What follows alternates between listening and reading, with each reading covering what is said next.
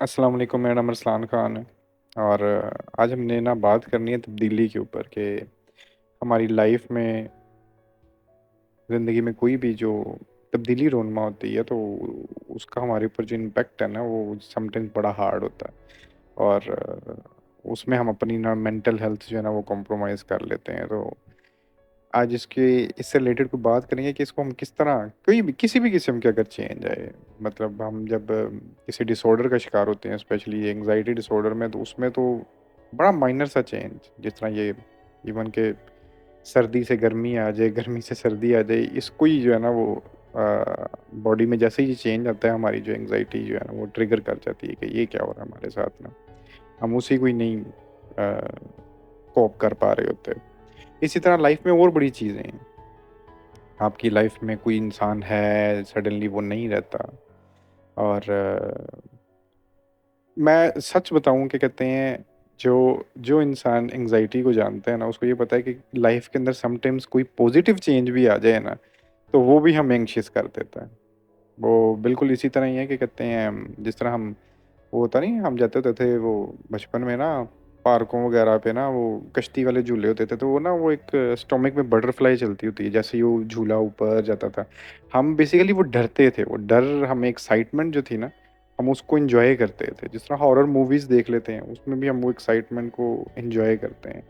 But anxiety disorder में वो enjoyment नहीं रहती हैं, वो आप हर वक्त एक कंटिन्यूस जो है ना वो खौफ के अंदर जीना शुरू कर देते। तो इसी तरह की लाइफ में जब भी कोई चीज़ चेंज होती है ना, और हम, हमारी जो ज़हनी स्ट्रक्चर है ना, वो शुरू से इस तरह का बनाया गया है कि हमें चीज़ें बस स्टिल चाहिए, चेंज ना हो, सेटल रहनी चाहिए चीज़ें।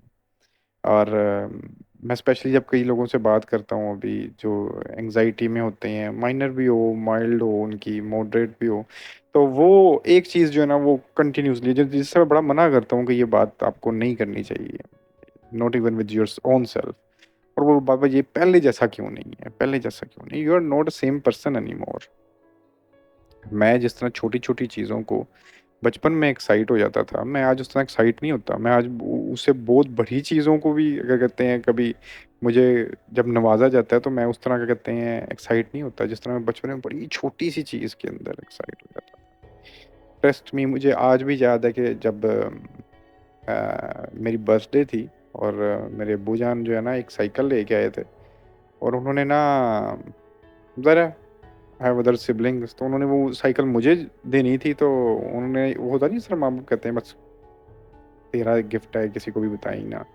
तो उन्होंने ना ड्राइंग रूम में ना सोफ़े के पीछे वो रखा हुआ था, और वो 3 पहियों वाला साइकिल था। I was very small. तो वो मुझे रात को उन्होंने इस तरह दिखाया है कि सुबह ना ये तुझे देना है, या इस तरह करके कोई इस तरह हुआ है। मुझे पूरी रात नींद नहीं आई है। मैं इतना खुश था उससे। तो वो बल्कि जैसे कि 3 पहियों वाली ना, वो जो थे 2 पहियों वाली थी, साइडों पे वो जो स्पॉटर छोटे-छोटे वो टायर लगे थे ना, उस तरह का एक साइकिल था। तो ट्रस्ट मी, मुझे उस तरह की एक्साइटमेंट आज जहाज़ भी ले लूँ तो शायद कभी मुझे नहीं आ सकती। तो इसलिए, बट इट्स नॉट कि क्या कहते हैं, मैं उस चीज़ को बैठ के हर वक़्त सोचता रहूँ कि क्यों मुझे उस तरह की एक्साइटमेंट नहीं हो रही है। There is nothing wrong with me. I am a different human being right now. जिस तरह मैं बड़ी दफ़ा एग्ज़ाम्पल देता हूँ कि कहते हैं, आप हर लम्हे बदल रहे होते हो। और एक बड़ी ना खूबसूरत सेइंग थी, मुझे उस बंदे का नाम नहीं याद। उसने कहा कि there is no obligation on you to stay the same person even after 5 minutes. आप 5 मिनट के बाद एक डिफरेंट इंसान बन जाते हो। It's totally you, it's totally fine. और हम तब्दील होते रहते हैं, और उस तब्दीली को जो है हमें हर वक़्त एक्सेप्ट करना चाहिए।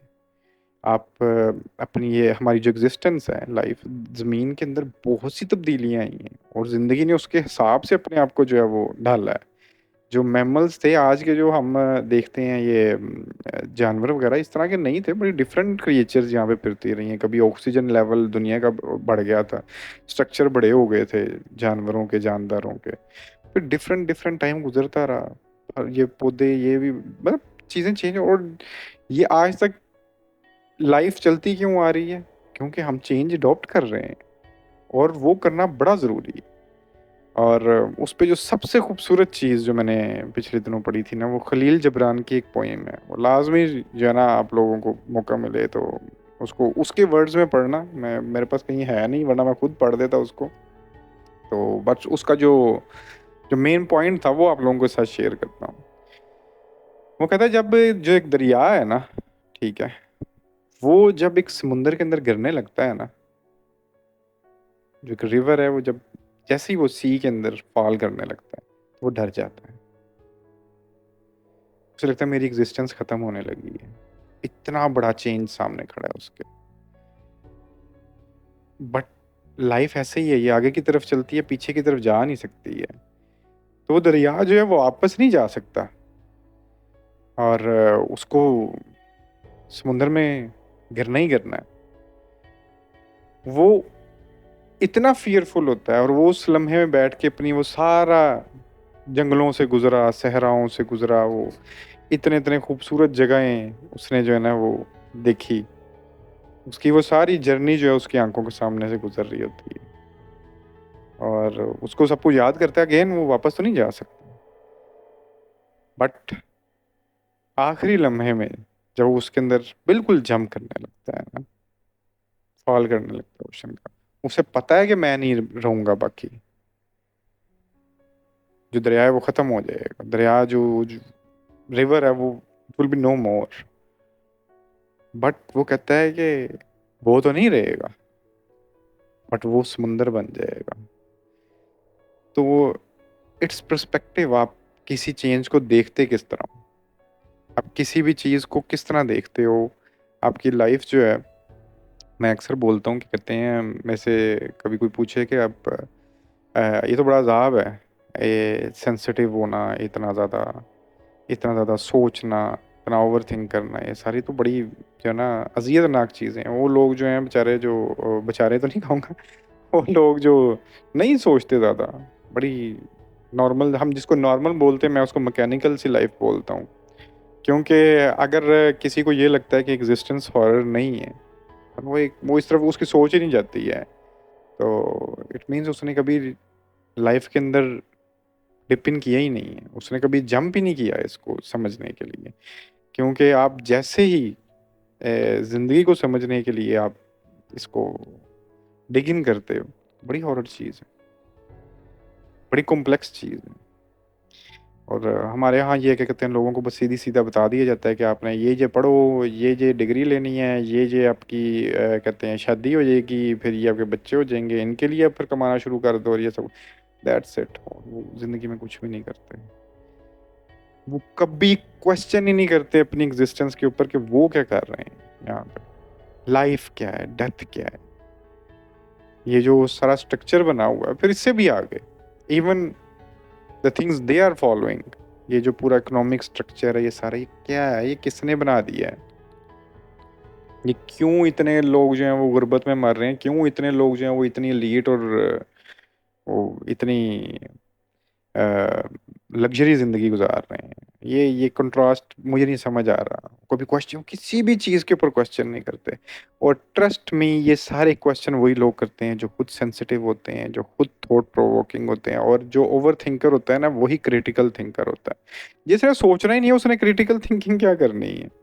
तो मैं हमेशा कहता हूँ कि इस दुनिया के ऊपर जो सेंसिटिव ओवर थिंकिंग करने वाले लोग हैं, वो उन्हीं की वजह से जो है ये दुनिया शायद कायम है। और ये दुनिया ही नहीं, इसकी ब्यूटी कायम है, क्योंकि आर्ट है।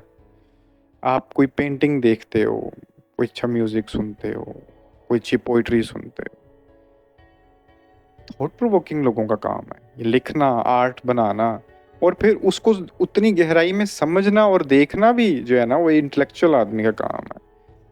यार, जिस बंदे का इस सारी चीज़ों से लेना देना ही कोई नहीं है, और आपके इर्द गिर्द आपको 95% लोग ऐसे ही मिलेंगे जो आर्ट को नहीं समझ सकते।